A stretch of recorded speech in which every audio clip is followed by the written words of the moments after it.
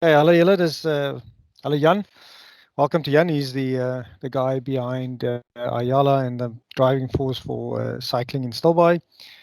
Big weekend, Jan. The Windpomp Sjerrie Take 2 taking place over the whole weekend, in fact. Yes, hello Jaco. Indeed, the Windpomp Sjerrie event is over the whole weekend. So we've got Saturday, Sunday, and then obviously Monday, um, the big event. But the Saturday is one leg of the 100 miler of the 160 kilometers. It's more or less 45 k's. And then on Sunday we do the next section, which is the 65 k's, or actually 55. And then the last day is the big day. It's the 60 kilometers where we combine the 100 miler, the 160 kilometers, the 120 kilometers, which is two laps of the 60 kilometer, and we also do the 60 kilometer. So it's a big weekend. Yeah, there's a few entries on the 40 kilometer event and in even the 10 kilometer, which is really just a fun event for families and children and mums and dads. Nice. Okay, so entry still open. They close tomorrow at 10, I believe.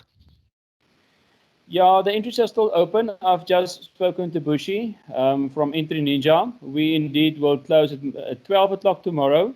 We've received entries from right over the country. Obviously, people didn't really plan for the Easter weekend in Stilbaai, but I can see on the entry there's lots of people driving either to Knysna or the Garden Route. But I've seen a lot of people turn off to Stilbaai. Okay, lekker. Right. So in terms of then what they can expect over the weekend, in terms of what you've put together, if we quickly have a look at those. So kicking off on Saturday with Yes. day one, 40 kilometers, 500 meters elevation, everything to the east of the river. Yeah. Um, Yeah. Saturday is an easy, nice ride. There's a little bit of climbing. It's not a complicated route, um, so you will really smooth into the 100 miler. We do it often, so it's really safe. It's open. Um, I think it's an easy beginning. Then we mhm. move to day two, which is a more tougher. The the locals know it as a 60-kilometer loop. So that's day Yep. two of Sunday. Obviously, the cyclists can start whenever. I'd like to, if they can contact me, then I'll be there at the start venue and we can not really send them off, but it will be good to see if they're safe and sound. Mhm. Yeah. And then obviously the Monday morning, we're going to start at 7:30. The 10-kilometer cyclists will start at 7, but Mhm. we at 60 and the last leg of the 120 or the 100 miler or the 60, we will start at 7:30. Yeah. Okay. So just on that 100 miler, maybe we should just clarify what you mean by send them off. That's obviously one of these window events that has been gaining popularity in the sense that you're pretty much competing against the other guys, but in a digital or a virtual form, in a sense. So no fixed starting time, no fixed finish time. Obviously, try and keep to daylight hours. Make sure you record it. Make sure you've got a head unit on there or a watch. Record it. Make sure you connect your account to the MTBR site and upload those activities. And ultimately, we'll generate a leaderboard as we did early in January. And we'll see who, in fact, will take the bragging rights for the 100 miler. Yeah, obviously there's not really a starting time. It was just in terms of hospitality. If they would like me to them, I can actually meet them at a specific time. They can WhatsApp me, and I'll be there if they want to ask questions. Okay. But if it all is nothing, it's fine. I don't need Yeah. to see the Yeah. signs. Yeah. Obviously, they look. Sure. Um, Yeah. So that's obviously the guys that are keen to cover the 160 kilometers over the 3 days. In terms then of, but the big day is really Monday, and that's when sort of the event takes place as such. Yeah, I think a lot of people visit Stilbaai over December's, and some of them must have been cycling on these sections before. But there's at least half of the event is private roads that they will never be able to cycle unless it's it's in the event, and you actually can't do 60 kilometers unless you've got permission to enter in these private sections. So we've single tracks. I think there's single track sections. In total, I would reckon between 15 and 20 Ks, there's single track sections. So at least a third of the event is very specific. It demands a little bit of technical riding skills. It's not just a gravel travel, yeah. Okay, excellent. So just quickly then on the so there's the 60 and the 120, which is just essentially 2 loops of the 60. That will be upwards of 2,500 or roughly 2,500 meters of elevation gain, I think. Is that about right? Yeah, that's exactly it. So it'll give you a really hard go. I can't say it's autoquas, but it's going to give you the same sort of pain in terms of a big event. Yeah. It's a serious ultra event. Some of the cyclists did it in January, just informal, and they fall off their bikes about at 3 o'clock the afternoon. It's serious that this was a proper run. So yeah, that's what we can tell about. I see the climb that we've got listed here as 985, so that'll come to 2,000. So that's still pretty tough. Just then, something that's new in for this event, and also maybe new to many cyclists, is the idea of obviously these sort of competitions within the competitions. You've got 3 sections that you've identified as some interesting spaces where we can get maybe different people to compete. We've got the rolling hills next to the river, that technical climb up to the trick beacon, and then finally the airfield dash, I think it's called. Maybe just take us through that and what they can expect there, and especially on the 2 technical sections. I think the up and the down, or the climb, you said, is quite technical, and then the single tracker on the airfield is also quite technical. Yeah, the rolling hills is about a 10-kilometer stretch, so it's a gravel road, but it's purely stamina and that's gonna and a little bit of technical skill if you can do the corners. Yeah, that's a section that you actually should know. So that 10-kilometer, if you do it hard, you're gonna suffer later in the day. But if you want this, that's the section you can do. It's fun, it's beautiful, and it's good. It's good challenge for normal cycling. I think it's ideal, typical a gravel bike would be doing this section fast. So if you've got a gravel bike, section that you can challenge or compete against other cyclists.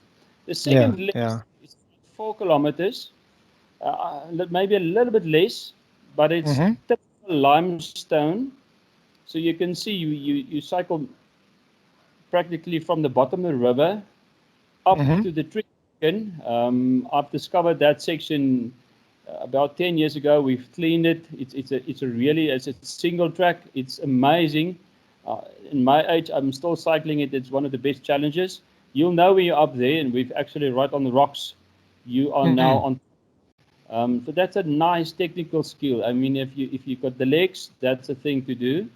It's not the up the ears, but that's the still by up the ears. Okay. The last leg is a little bit of a difficult one. We had permission in Pauline Boenen to work on mountain biking routes, but it's actually in the Pauline Boenen area, and it's actually a hiking track, so it's not really for cyclists. But for this event, we've got permission after years of negotiation. So we're going to use that section, but only for the event. So cyclists compete this 3-4 kilometers, and highly competitive cyclists with good skill, down and uphill, climbing skill, turning in the corners, driving hard and uphill. This is the sort of segment that you feel afterwards. I did my best, and you will feel it in your legs. Yeah. So, and then there are two areas that are quite steep in terms of the downhills, and that's the one just after the trick beacon, and then the last, I think it's probably a kilometer or so, not even, coming off the airfield. Both of those quite steep down. Yeah, the last leg is an important question, Jaco. The last leg is about 3 kilometers from the airfield down onto the finish line. So I've marked that section. If you're ahead there and you're on the tail of the guy you actually want to beat, you'll have to wait for the last 200 meters, but you'll have to stay on his tail. So there's 1 or 2 berms. It's really technical. It's gravel and limestone sections, fast turns, sand. It's a proper downhill. One good berm. We've marked the last kilometer, and then I've also marked the last 300 meters. And just after the 300-meter mark, the track actually opens up. So you've got 200 meters of sprinting. That if you want to dice and win, you've got 200 meters to pass your fellow competitor. It's going to be nail-biting stuff, that. Yes, absolutely. It's fun. It's fun. Right. Okay. So then on the day, in terms of showing up and requirements and those sort of things, checking in, they need to fill in some forms, I believe. They'll get a message to complete a form for COVID requirements. Yeah. The event is important for us to do it properly.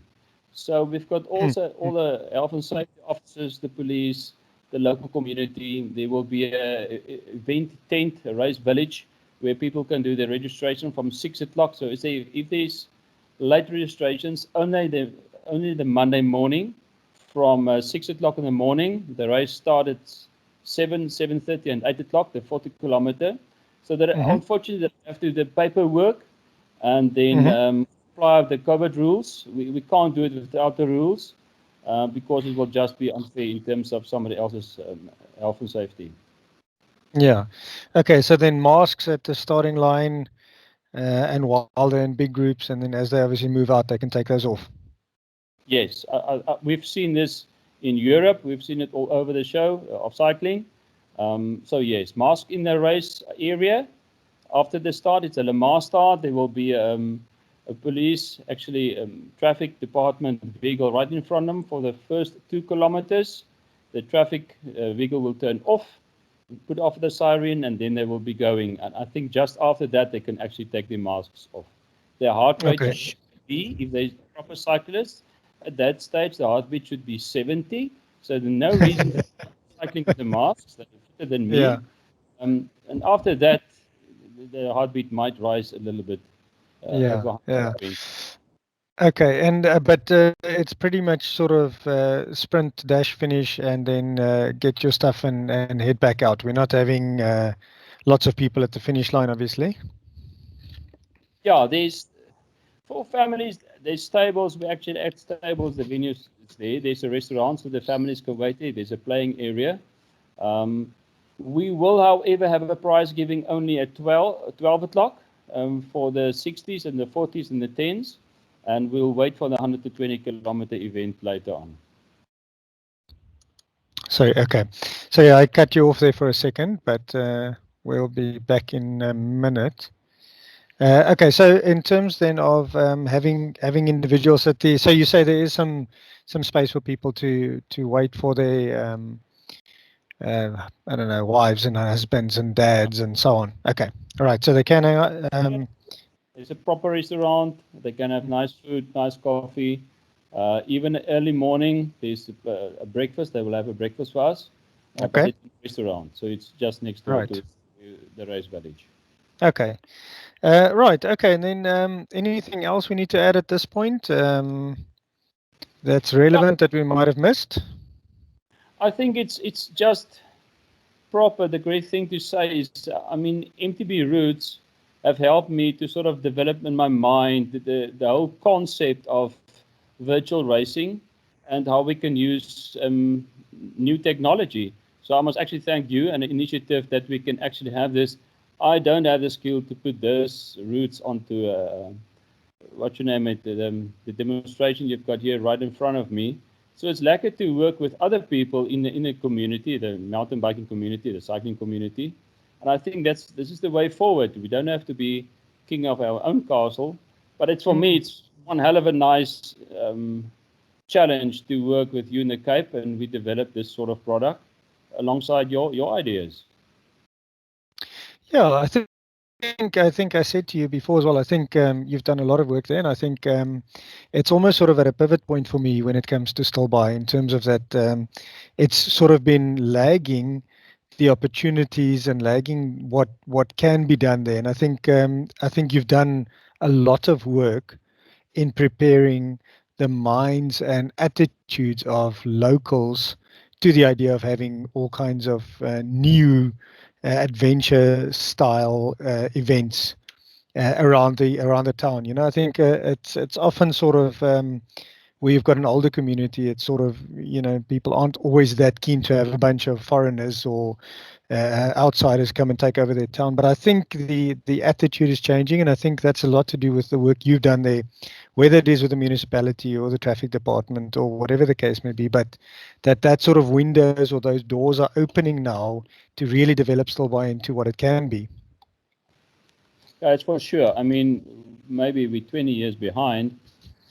I've been cycling all by myself for a lot of years, many years. But what's happening in Stellenbosch and Pietermaritzburg and up in Johannesburg, we're not the same venue, but there's enough potential. But it will take time to open up new cycling areas, because that's what the whole community would like. I mean, cyclists, they Yeah. routes. I think we're on the way, but it's in negotiation. We're not there yet, as they say in Ice Age. But I'm optimistic about the future, and I'm developing more routes. Yeah. Jan, you started an initiative, and this is where we'll close off today. You started an initiative around the end of last year, beginning of this year, the Stilbaai Trail Fund, where obviously part of the challenge or part of the objective of that fund is to facilitate and contribute towards building more single tracks, getting more landowners involved, and really growing the sport and growing the opportunities to experience more of the area. Other than obviously, as you say, there's hundreds and hundreds of kilometers of gravel travel around, but ultimately for the mountain bikers, that gets to a point where that gets boring. You want to experience some off the beaten track routes as well. How do people get involved? How do they get in touch with you to help with this initiative, or to contribute to it, or to sponsor, or whatever it is they can do for you, or with you for that matter? Yeah, you see, whenever people start to talk, they actually, in a way, in the back of the mind is maybe it's about the money. I don't think that's the only clue here. It will never be in South Africa about the money. Obviously, we will need money to develop routes, but it's a little bit more complex than that. We've got a lot of private landowners that don't understand the game in terms of what it will take. Now, I've been cycling, as I said, in Stellenbosch and Hermanus and all in Natal. We don't have proper soil then very often in other parts of the country. So we work with rock, we work with sand. And to build proper trails on that sort of material is difficult. But we also need landowners with proper with properties that actually offer the potential. And I think the long and the short is, the most important thing is the negotiation process and ideas, and people with ideas and initiative. So if they can contact me with ideas on how we can develop, what we should do with controlling permits, I think that's a thing. And they should actually just send me an email or contact me via WhatsApp. The email is easy. It's jan@iala.co.za. And I'm open for ideas and initiatives from other people. Obviously, I have to go back to the community and talk to them. The last thing, maybe the Hisekwa municipality is very, very open for ideas and for this is an ecotourism project. So we don't have to struggle with the municipality. That's really no-brainer. But to sell that's wonderful. Yeah, to sell and educate the local community, that's a tough one. Yes. Yeah, I think you're 100% right. We were actually out in Swellendam a couple of weeks ago with the guys from Pietricor, and I mean, there are a couple of individuals there that have, out of their own pocket to a large extent, developed many of the trails around Swellendam, Ruan Germeshuis, and I've heard about. Sakinel and Fleer van Eden are sort of passionate cyclists that have done amazing work around Swellendam. And interestingly, they've built the municipality also came on board and helped them, and they've built amazing trails over some 34 kilometers that are purely municipal land around the town. Absolutely amazing. But I mean, they've done it to a large extent from own resources, with some help here and there. And I think that's sort of the key, is that when you've got an open municipality, you've sort of, already have some opportunities. But ultimately, there's time and there's effort and there's money and there's a whole bunch of other things that need to get in going or get in place as well for it to happen. But yes, we certainly will put that up. And for those of you that want to speak to Jan about ideas around Stilbaai, Jan at Iala, IALA, .co.za, and get in touch with him. But Jan, you're going to be there the whole weekend, and the guys can come up to you and chat to you and share some of those ideas with you then. Yeah, I'll be there. I'll be at the event. All right. Thanks. Well, we will see you there. We're looking forward to it, and we're quite excited to come and see what's going to happen in Stilbaai this weekend. Obviously, Fadi was supposed to join us, but he's running a bit late with the legend runner, the inflatable race, which happens on the 3rd and the 4th as well. So for those of you that aren't cyclists, so that are more interested in running, there's the inflatable race on Sunday, is it? The 4th, yes. Yeah. So the 3rd in Struisbaai and the 4th in Stilbaai. Correct, yeah. The 3rd day in Struisbaai and the 4th day here in Stilbaai. They're helping with our event also. So there's lots of action happening around Stilbaai. But Jan, thank you. We'll see you on the weekend, and we look forward to it. And thanks for all the effort, and thanks for putting this together in a not so easy year for event organizers, where it's been ups and downs and cancels and postponements and moving and shifting participants, and it's really not been easy. No, it wasn't easy. But the N2 is busy. I can see cyclists coming in, so drive safely whenever you come here. Be patient. Excellent. Yes, no, we will. Thank you. All right, Jan, all the best. We'll speak soon. Okay, bye-bye. Okay, cheers. Bye-bye.